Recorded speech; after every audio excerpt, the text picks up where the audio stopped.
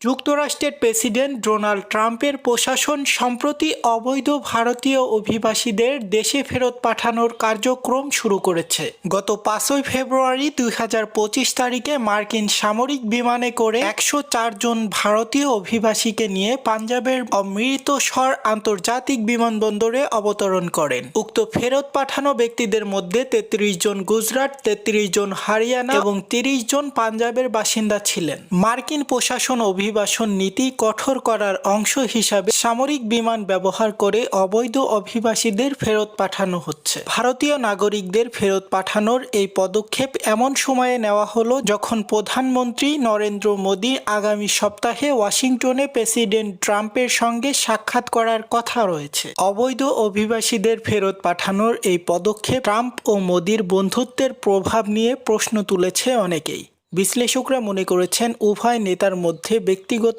সম্পর্ক শক্তিশালী হলেও জাতীয় স্বার্থের ক্ষেত্রে তারা নিজ নিজ দেশের পক্ষে কঠোর অবস্থান নিতে পারেন। এই পরিস্থিতিতে অভিবাসন, বাণিজ্য এবং প্রতিরক্ষা সম্পর্ক নিয়ে যুক্তরাষ্ট্র ভারত সম্পর্কের ভবিষ্যৎ কেমন হবে তা নিয়ে আলোচনা চলছে। আপনারা দেখছেন এইসে গ্লোবাল নিউজ, সাথে আছে আমি হুসাইন আহমেদ। সকল আপডেট পেতে আমাদের চ্যানেলটি সাবস্ক্রাইব করে একটা লাইক করে আমাদের সাথেই থাকুন। ধন্যবাদ।